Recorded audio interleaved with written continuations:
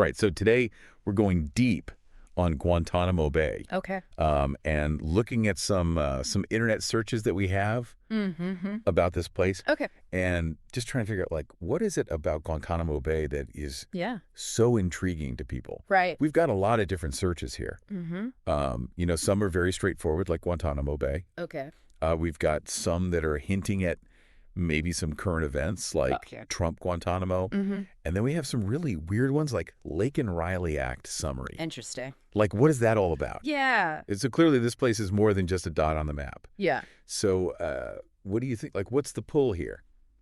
I think it's that Guantanamo Bay is this really interesting place in our kind of collective consciousness. Most people have heard of it, but very few people actually know anything about it. Right. And I think that the name itself carries a weight and a sense of mystery and unease. It does, for sure. So let's back up for a second, though, and start with just like the basics of Guantanamo Bay. Okay. Where exactly is this place? So it's in Cuba. Okay. But it's been leased to the U.S. Navy since like the early 1900s. Wow. 1903. Okay.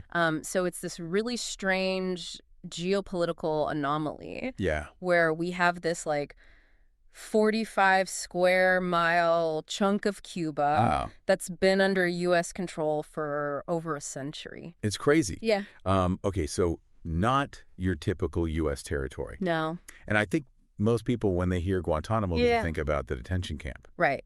Gitmo, Guantanamo Bay Prison, these terms have become basically synonymous. Yeah, they really have. Yeah.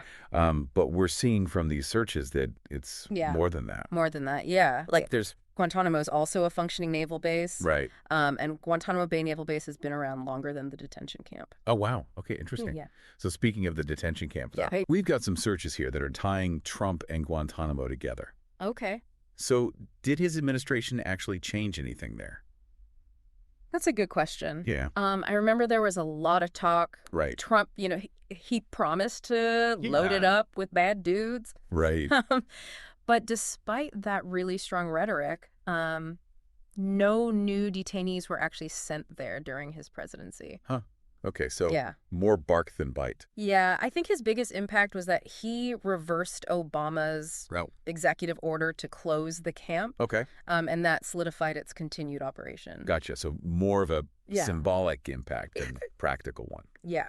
Okay. Yeah. And then there's this one search that I'm just like, I don't even, Lake and Riley Act summary. Right. What is the connection to Guantanamo? This is a strange one, right? It's so weird.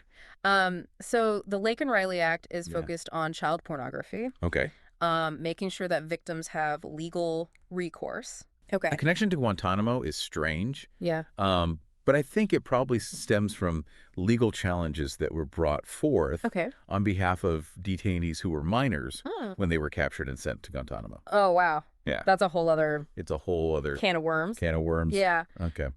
So we've also got some searches for DHS. Right. Department of Homeland Security. Yeah. What's their role in all of this?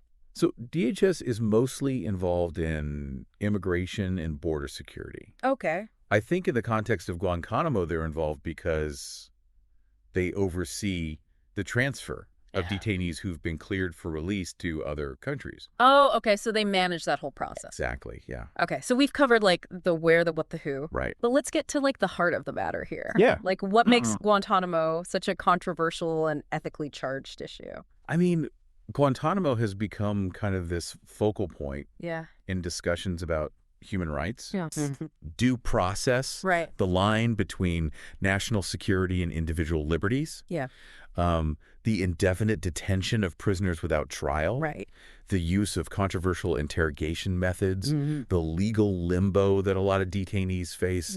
All of these things have drawn really sharp criticism from human rights organizations. Of course. Yeah. Yeah. It's like Guantanamo forces us to confront these really uncomfortable questions about how we balance security with human rights. Exactly. Especially in the context of, the war on terror.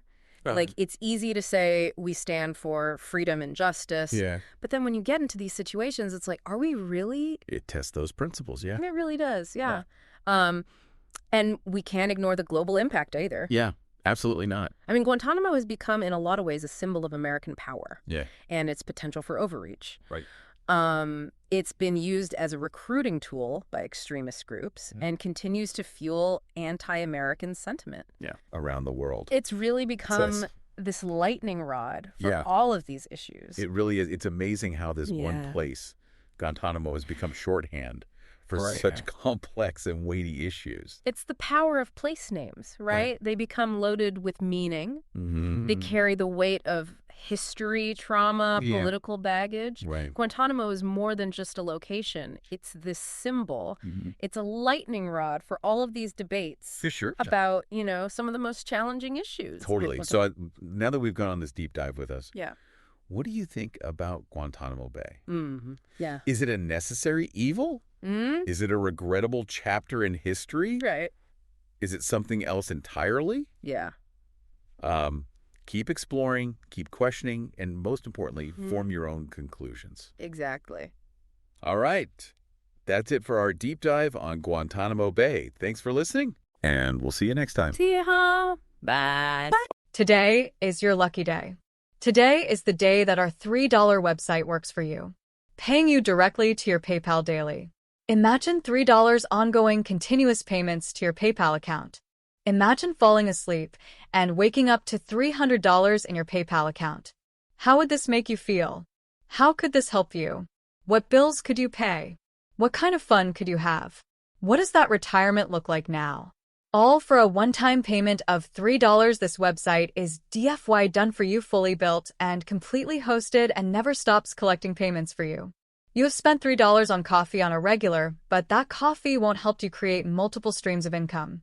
Click the link below.